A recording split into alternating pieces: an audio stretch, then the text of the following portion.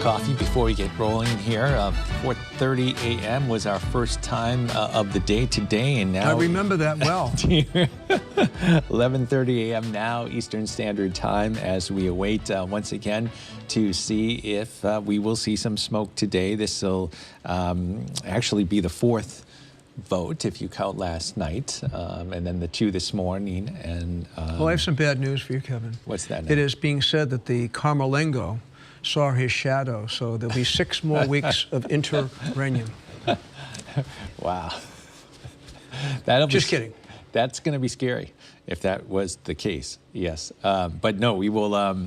We are on watch right now. As you can see, we have the chimney in the corner there ready in case we should see some smoke. But just to reiterate, this is the first round of voting for the afternoon. So if they are not coming up conclusively with the numbers that the Pope would need, the new Pope would need to be elected, then they will just go into the second vote. So that's the thing that we don't know. So it's a 2/3 majority, so 89 cardinals would need to vote for the new Pope to have the new Pope. So, but if there's no smoke, don't feel like you need to go away. Stay with us. Sure. Because we'll come right back if anything happens. You need to stick with CatholicTV.com through these hours and days. You really do. Yes, yes.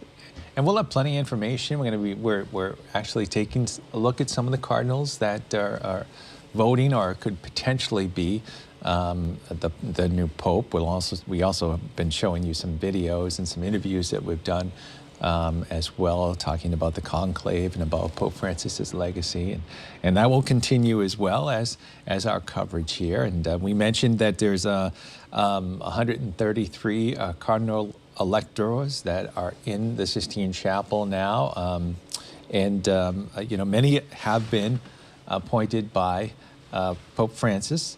And so many of them have not been involved in a conclave at all, so that this is something new to them. And, you know, it seems like things after last night have been picking it up a little bit, so I'll be curious to see what this afternoon vote looks like and when the smoke will come out. I'll be interested too. Just been looking at some of the other media who are covering the conclave. The Pillar has called this the last boomer conclave, and I think that's a significant point because those who were born, you know, before 1964 are pretty much aging out of the College of Cardinals. So, you know, the baby boomers versus other generations have different mindsets and ways of looking at the church and the world. So perhaps that will be a significant change come the next time we're sitting here at the desk, Kevin. Yeah, no, it's interesting, yeah. And also, Rocco Palmo, I thought this was a great insight. He calls the conclave the oldest and most venerable election. And doesn't that just... Yes, it does. Speaking of oldest, I believe we have Jay on the phone. So we're going to switch over now to, he is on the ground in the Vatican, actually in St. Peter's Square. And Jay, how you doing? I'm doing well, Kevin. Can you hear me okay? I can, yeah. It's a little busy, but we can hear you. So what's the mood there in the square? I'm having a little trouble hearing you. What's the mood? What's the mood? Right now, Bishop, it's actually it's very quiet. People are starting to file in. There weren't many people earlier today, but right now it's definitely starting to fill up. I will say, the number of press compared to when we spoke earlier today has probably doubled up here. There are people everywhere, and they're all preparing. But I'm starting to think we're not going to see smoke either way until at least 7 o'clock. Well, there you have it. Yeah. And that concludes our... that concludes our broadcast. No, I get the feeling that that too. You know, we haven't seen anything yet. So again, that, you know, indicates to us possibly they have started the second round of voting for this afternoon. So yeah, we'll see. It's funny. Like maybe the media, some of the reporters and things, when they were out having a nice lunch, and now they're coming back into St. Peter's Square to get things. When did things start to build up there, Jay? You mentioned it was a little bit lighter this morning. Right. So this morning was light, but still a lot of people. We all went to lunch, everyone, and we got back here probably about 4 hours ago. And when we first got back here, there weren't many people in the square, but now it really is starting to fill up. I would say there's probably a few thousand, maybe 4,000 to 5,000 people in the square right now, but you can see a lot of people filing in and out. I have to tell you, too, we are actually using the chimney. We're definitely using the chimney to see to see if there's smoke. Yes, yeah. I have to ask you, Jay, I've been sending a lot of pictures and video back and your impressions in the blog, but there was one picture that caught my attention, and it looked like some sort of a signal interference device that was on the wall. Can you explain that? I would have to see it again, Bishop, because I've seen so many pictures at this point. It had like antennas sticking out of it. That's all right. There are a lot of devices. Well, there are a lot of devices here. I know that inside the conclave they have devices so you have no internet. That's for sure. And they keep walking around, and if anyone is trying to do interviews or do live streaming, they shut them down immediately on the roof here at St. Peter's Basilica. Okay, thank you. And you are, it is a little tricky hearing you right now, Jay, and I was wondering, too, if that's because of the extra presence of the media. Talk about, if you could, at lunchtime, you mentioned some of the people that were flowing in. What's the streets around the Vatican like? Is a lot of people there, a lot of tourists, a lot of pilgrims. We talked about the Jubilee taking place as well, and a lot of people were already planning to come to Rome for the Jubilee. Maybe just give us an atmosphere, the area around the Vatican. It's everything you just said and more, Kevin. The pilgrims, it's just beautiful. They are marching in the streets. They're singing songs. I can see some in front of me right now going into St. Peter's, but they actually march from miles away. When we left last night, we could not find a restaurant for at least 5 blocks because every single restaurant was filled with people. The streets are filled. There's a lot of young people. I'm surprised at the number of young people. A lot of sisters, a lot of priests, a lot of young families, people pushing babies or holding babies. So it's a very diverse group right now, age-wise, and from so many different countries. I was just speaking to a gentleman next to me who works for Swiss Radio, who's here covering this event, and hopefully he has to leave by Sunday, so he's hoping that we elect a pope before then. You know, it's no surprise that there are people in the city, one, because it's the Jubilee year of hope, and so people would have made plans.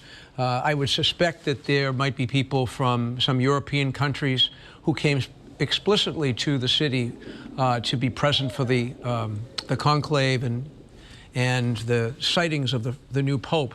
But the fact is that there were so many people in the city, and I'm sure that many of them are quite happily surprised to know that their plans coincided with the conclave, don't you think? I mean, you made special arrangements to be there, but some people were just there by default. Yeah, God is good, because Jimmy was going to be here when Carlo was going to be made a saint, but of course when the Holy Father, Pope Francis, passed away, that was canceled. But because of that, he was able to cover the funeral. And right now there are so many people here from the Jubilee. I just turned around and looked outside, and there were a number of people who were trying to get in security, which is really cool. This is really cool. Well, we'll be checking in with you in a little bit, in a little while, Jace, if you could stay tuned to us. As you suspect, and I suspect as well, they'll be going into the second round of voting unless something happens here where we see some of the smoke coming out, and it would have to be white smoke at this point, and they will wait through the second round, and then we'll see if there's results for the second round of voting a little bit later on, as you mentioned. Well, thanks, Jay, for keeping us up to date on what's going on at St. Peter's Square and all the festivities going on there, and we'll be checking in with you in just a little bit. Well, Kevin, thank you. And just a reminder that our digital media team is putting out some great stuff on Instagram and all our digital platforms. And on the website with Sean, you can see the blog that we're doing. That's just go to About and hit blog. So there's a lot of content that Catholic TV is doing out, and you guys are doing a great job. I've been watching. Excellent job by the crew and by Bishop and yourself. Well, thank you. Yeah, thank you, Jay. We have a graphic on the screen where you can check out Jay's blog. They're calling it looks like they're calling it Jay's Journey. Jay's Journey at JJ. I like that. Yeah, Jay's Journey in CatholicTV.com/blog. That's all you have to know. There you go. All right, Jay, we'll check in with you in a little bit. Thank you. Stay well. Okay, let's talk about the smoke now. I don't know if you know this, but the black smoke and the white smoke is differentiated in a very unique and modern way. It used to be that the black smoke was created by throwing some wet straw in with the ballots, and if the ballots were just burned by themselves, they would be white. But the distinction was not all that dramatic. So in order to create the black smoke, and I know this is not all that important, but it's interesting, added to the fire are three chemicals: potassium perchlorate, anthracene, and sulfur. All right? But if you want to make white smoke at home, you can use potassium chlorate, lactose, and rosin. Wow. So if you want more information on that, just text me. So you could create possibly like your own little conclave at your house. You could. Yeah, if you were voting on something maybe, or you could just tell your kids or something, look to the chimney and see if there's smoke that says yes or something. Yeah. And something makes me think, Kevin, that they've really thought this out and gone to great lengths to get scientific evaluations, because the chimney is also preheated, the entire chimney, with electric heaters, and has a fan in it to improve visibility of the smoke. So this is no simple smoke signal. Yes, yeah. That we're waiting for. Look at that, right there. There it is. There are no seagulls. And if white smoke comes out of that chimney, we're good to go, church. It's funny, with all those technological advances in the smoke system, I was still reading earlier today, when we saw the smoke come out, clearly it was black, but then by the end of it, it was starting to look a little white, so people were getting confused from what I read, that they were thinking, oh, well, maybe it is white. I would recommend more potassium perchlorate. But another interesting thing, too, that I should say, when the Pope is elected, the smoke is not the only sign. Actually, the more perhaps useful sign is the ringing of the festive bells at St. Peter's. Now, if you recall, on April 21st, at the death of Pope Francis, God rest his soul, when they went to ring the festive bells, the big bell, it wouldn't work. So there was some electronic jam, but they've fixed it. Okay. So we're good to go whenever this happens. We're good to go. So not only smoke, but smoke and bells. Smoke and bells. And we actually have a piece that we'll go to now, a nice piece that Catholic News Service put out from last night's vote, and they were able to talk to some of the people in St. Peter's Square and get some of their reaction, and then before the first vote happened last night. Let's take a look at that.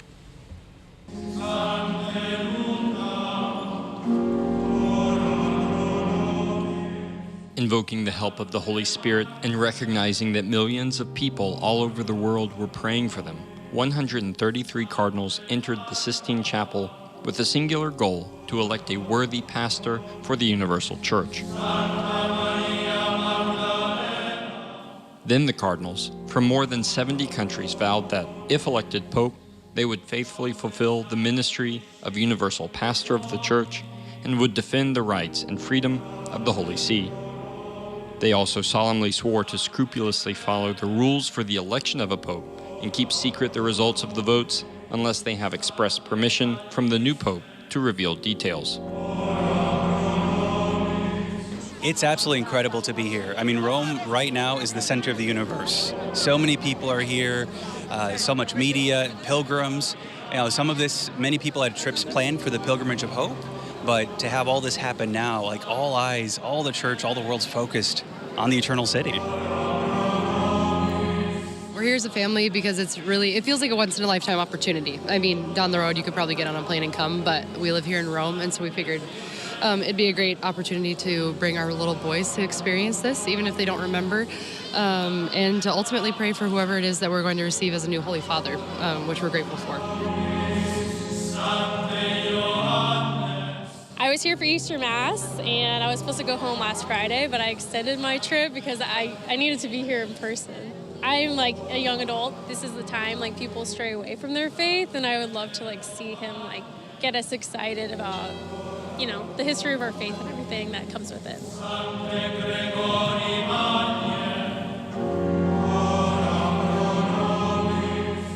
The first round of voting was inconclusive, and thus black smoke rose from the chimney of the Sistine Chapel, concluding the first day of the conclave.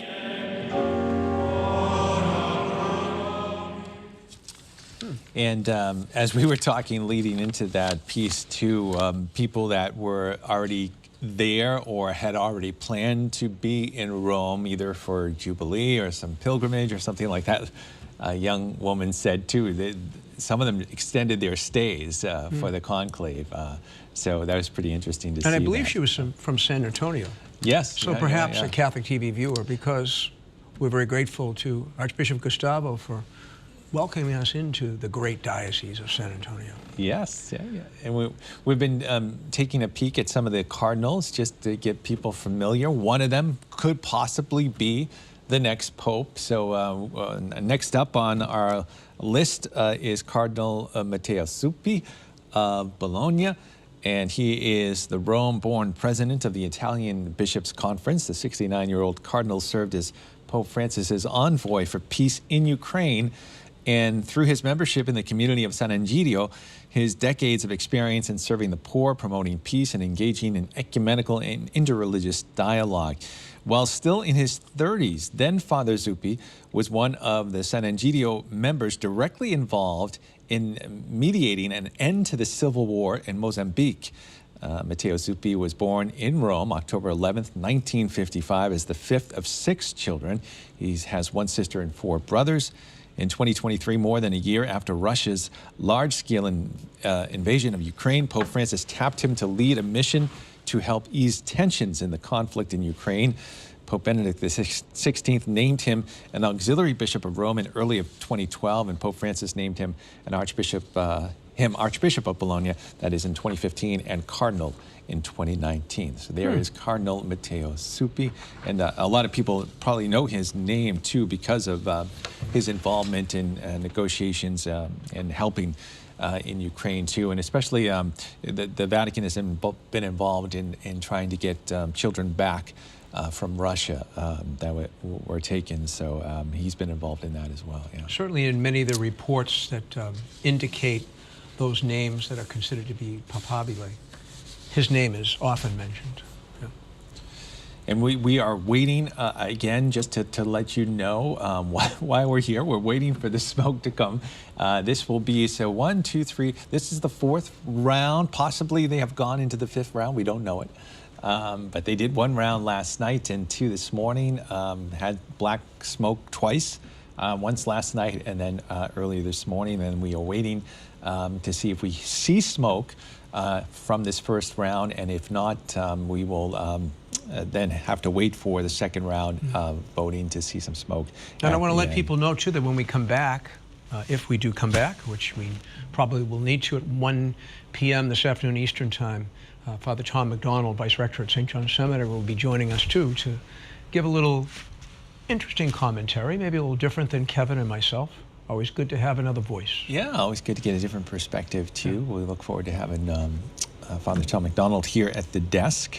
We had talked about the impact of Pope Francis's legacy and papacy, too, and we had gotten some interviews from some various sources and reflecting on what the Pope's papacy has meant. And one of those was from CNS. They had talked to Cardinal Michael Czerny, who also comes up a lot in possible papal appointments. So let's take a look at his reflections on Pope Francis.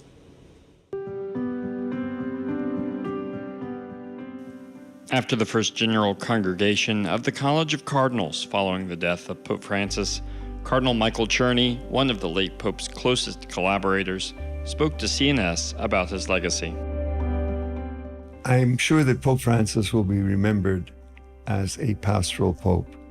The word pastoral is easy to use and you can apply it to many things, but to see it lived consistently by the person with the highest responsibility in the church is a really important contribution. I don't want to say novelty, but he made an enormous contribution by showing how the church was first and foremost interested in the welfare, the salvation, the happiness, the development of people, and that ready to reach out as far as possible to accompany people in their path of salvation and of development. And that's, when you put it into words, it seems nearly obvious, but in fact, he did it so consistently, so spontaneously and with such deep conviction that I feel it's a gift he has left with the church, a church which needs to relearn with every time and every generation, has to relearn how to go out and bring the gospel to reality, to all creation, as Mark says. How to bring the gospel to all creation. We need to keep asking and answering that question over and over again. And Pope Francis showed us how. And for that, it's really great.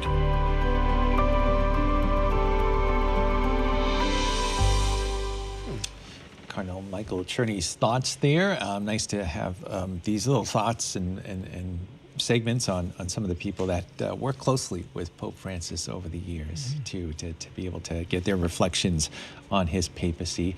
We are well into the second day. I get confused as to what to call. Would you call this the second day since we started late in the day yesterday? I would call this the second day. Second day. Yeah. First full day. Yeah. But the second day of the conclave for sure. Yeah. First full day, and we have seen pictures, and we saw that in the piece earlier too. And you were mentioning this, Bishop Reed, about how striking it is for the cardinals to be processing into the Sistine Chapel, and how I think that out of all of these images that we get from the conclave, that's probably one of the more dramatic ones that we see. I have to agree with that. You know, going back to what Rocco Palmo said about this being the oldest and most venerable election, you know, on earth, really. That procession of the cardinals from the Pauline Chapel to the Sistine Chapel, singing Veni Creator Spiritus, I think it says it all, because they place themselves into God's hands and allow His will and providence to direct their conversations, their prayer, and their voting. And it's a very serious thing. They take it very seriously. And that the images, the beautiful images shown to us today of that procession into the Sistine Chapel, I just think they bespeak the very nature of the conclave as a venerable election. But it's more than an election. It's really an openness to God and God's will for the church and for the whole human family. And the dramatic extra omnes when they close the doors and get everybody out.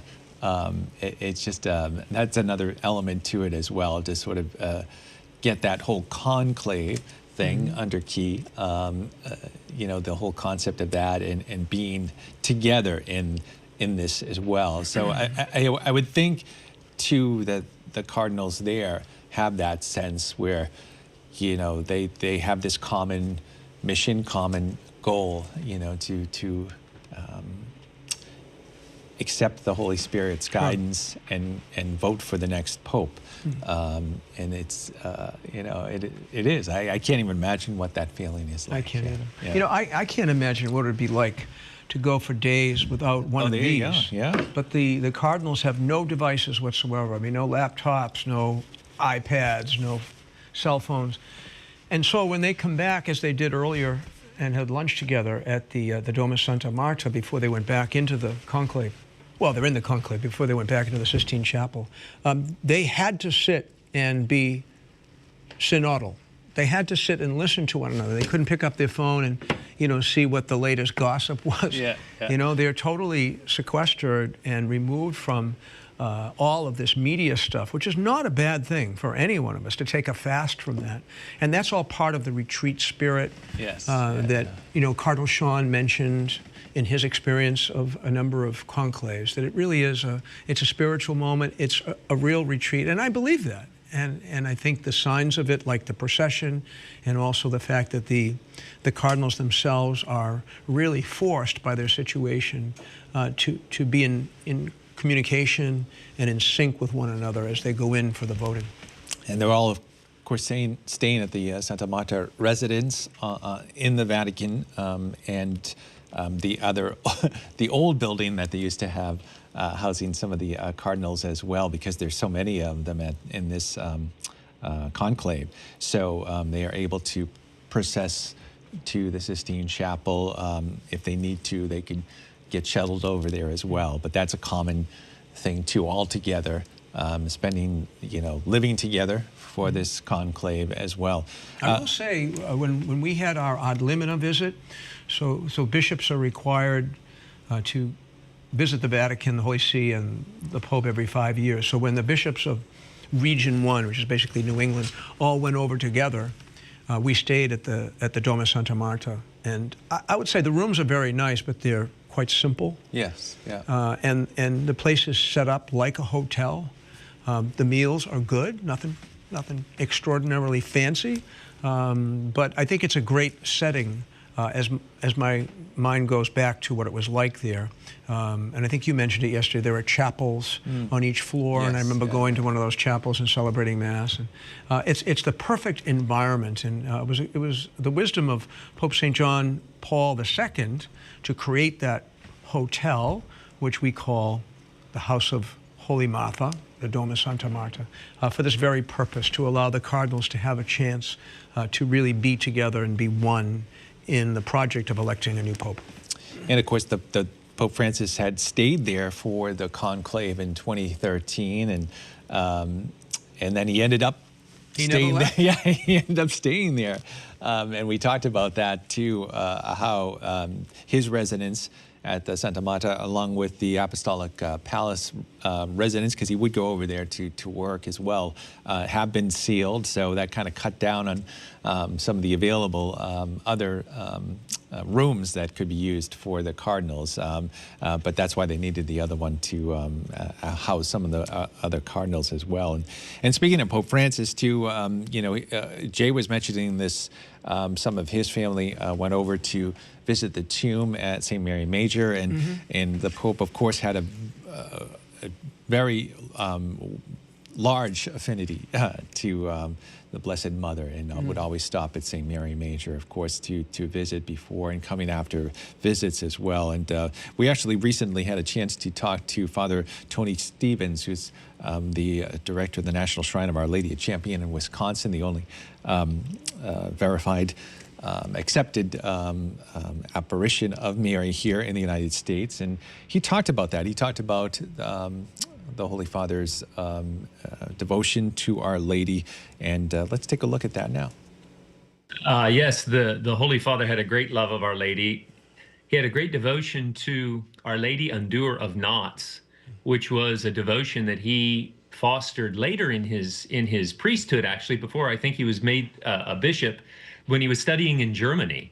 And so and that was a theme through, much of his pontificate, really tackling the complexities of life. And he drew it to that Marian devotion where sometimes we get knots tied up in our lives, and Our Lady can help us untie those knots. And so that was one of the devotions that he really promoted very fervently, a very beautiful devotion. There's no apparition associated with it, but there is a long-standing tradition of looking to Our Lady as our heavenly intercessor. And so it was a great devotion. And also he added a couple of petitions to the Litany of Loreto, the Litany of the Blessed Virgin Mary, Solace of Migrants, Mother of Mercy, and Mother of Hope, I think. And so the Holy Father loved Our Lady. There was no doubt about that, for sure. Father Tony Stevens there. We just had an opportunity to talk to him recently on This Is the Day, too. And if you have a chance and you're out in that area in Wisconsin, please stop by that shrine. It looks like a wonderful place, yeah. I remember during COVID, so in the Basilica of St. Mary Major, there is this icon, Salus Populi Romani, the salvation of the Roman people. And that was the icon before which the Pope would often pray when he would go on his journeys in that side chapel. And I remember being very touched by the fact Pope Francis brought the icon over to the Vatican during COVID, during the lowest point of COVID, as a sign to the world that Our Lady is not only the salvation of the Roman people, but the salvation of the whole world. So very moved by that. And just recently, too, getting out of the hospital and this extended stay there towards the end, he brought some flowers over too, unable to go inside to do it, but always, whenever he came back from anywhere, would stop by St. Mary Major, yeah. Well, we are going to say, we're going to go out on the limb here and say that we are not going to see smoke for this first round. So what we're going to do, we're going to, of course, monitor the situation here at the desk, and we are going to be back in just a little bit, actually, in just about an hour at 1 p.m. with another update. But if anything happens between that time, we will come back up and bring you that as well. But until that time, we will take adieu, leave adieu, say adieu. Say adieu. Adieu. Adieu to you and you. And we'll be back with more of our continuing coverage of Conclave 2025 here on Catholic TV.